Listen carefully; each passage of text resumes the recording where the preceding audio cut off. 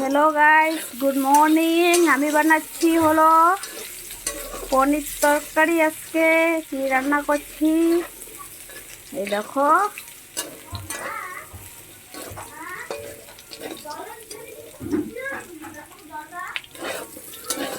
আলু ভেজে রাখছি, তারপর এই যে এখানে পনির কেটে রেখেছি, ঠিক আছে।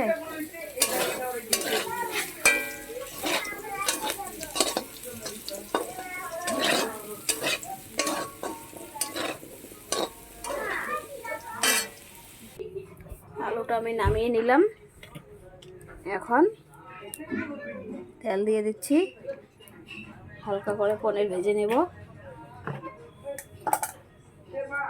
দেখো আমি কড়াইটা ধুইনি, কেন আলুটা ভেজেছি তো।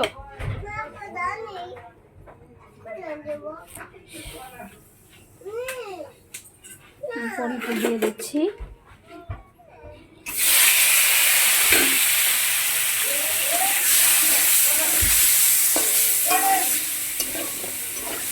কড়াইটা লেগে গেছে, কড়াইটা বেশি গরম হয় নাই, তাই লেগে গেছে।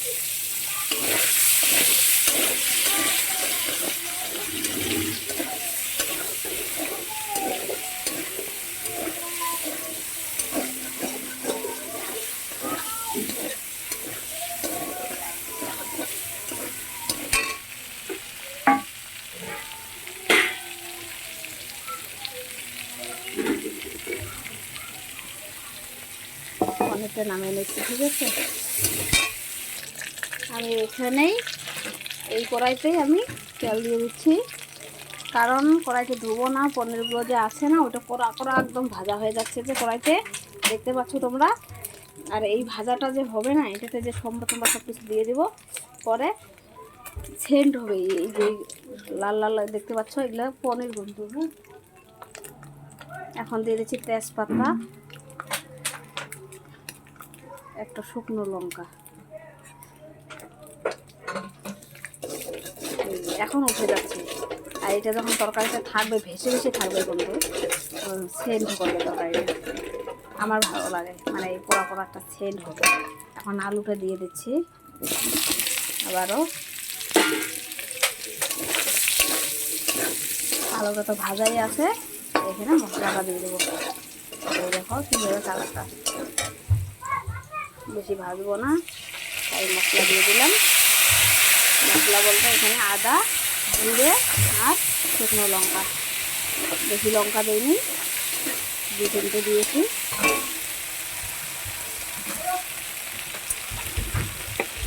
এখন দিয়ে দিচ্ছি লবণ,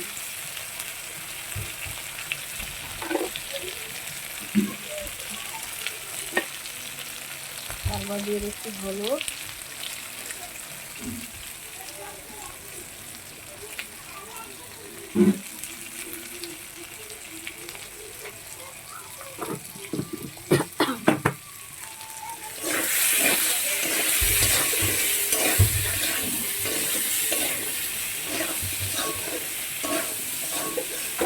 একবারে কষিয়ে নিলাম।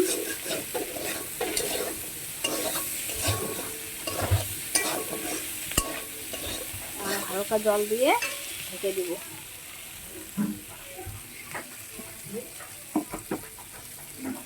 মশলার বাটি রেখে দিয়ে জল দেবেন,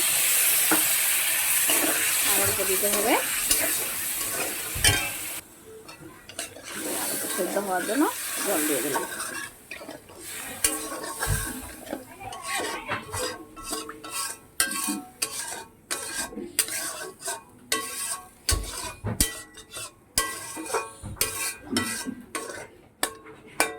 ঢেকে দিচ্ছি, আলুটা অল্প সেদ্ধ হবে।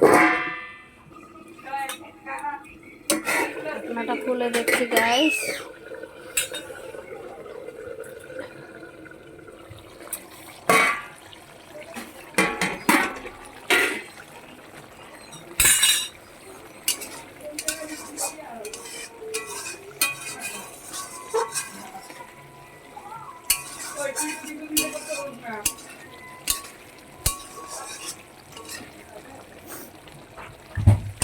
আর অল্প হবে।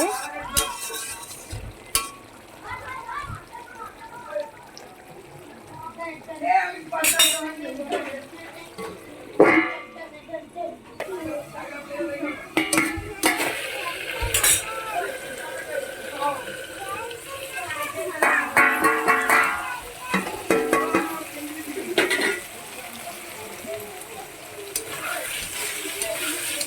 আলু সিদ্ধ হয়ে গেল। পনিরগুলো একদম কড়কড়া ভাজা হয়ে গেছিলো না, নামানোর পরে যেগুলো কড়াইতে ছিল এগুলো দেখো কালো কালো হয়ে গেছে, মানে কড়কড়া একদম লাল লাল করে ভাজা হয়ে গেছে, পোড়া পোড়া, লাল না পোড়া পোড়া ভাজা। সত্যি খেতে কোনো টেস্টি লাগবে, কেন কি বলো তো, ওই পনিরের গন্ধটা দিয়ে তরকারিটা সেন্ট হয়ে যাবে একদম।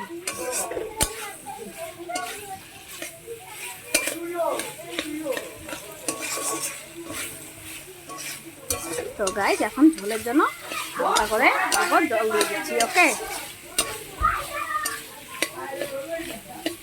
আর আমার পনির বানানোর তরকারিটা কীরকম লাগলো বলবে, কেমন হয়েছে আমার পনির তরকারিটা। ঠিক আছে, আমি নামিয়ে দেখাবো।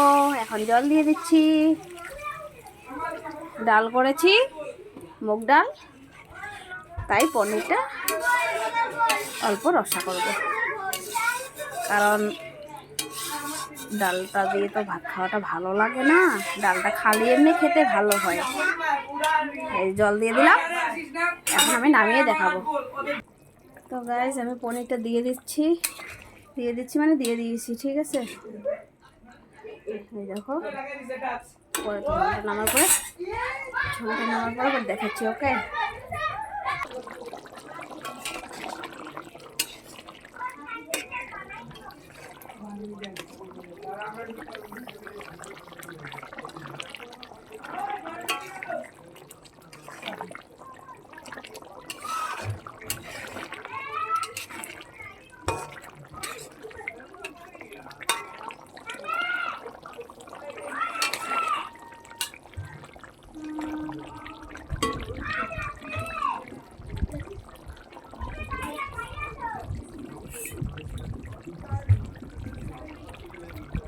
ঠিক আছে গাইস, তরকারিটা নামিয়ে নিচ্ছি। হাসলাম কেন জানো বাবারে, আমার ছেলেটা পিছন থেকে এসে আমাকে ধাক্কা দিয়েছে, চুপ করে মানে ভয় দেখিয়েছে, তার জন্য হাসলাম।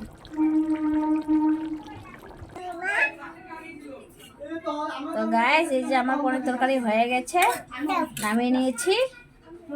ঠিক আছে, ছেলে ভাত চাচ্ছে, ভাত খাবে। দেখো কালারটাও খুব সুন্দর হয়েছে, তরকারিটাও ভালো হয়েছে, একদম দেখো সুন্দর কালার হয়েছে, তাই না?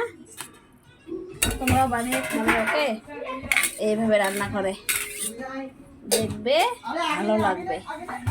ঠিক আছে, বাই গাইস। যদি ভিডিওটা ভালো লাগে থাকে তাহলে নিশ্চয় কমেন্ট, সাবস্ক্রাইব ইউটিউবে, তারপরে হলো লাইক, সব কিছু কমেন্ট তারপর সব কিছু করে দিবে। ঠিক আছে, বাই। ঠিক আছে গাইস, বাই।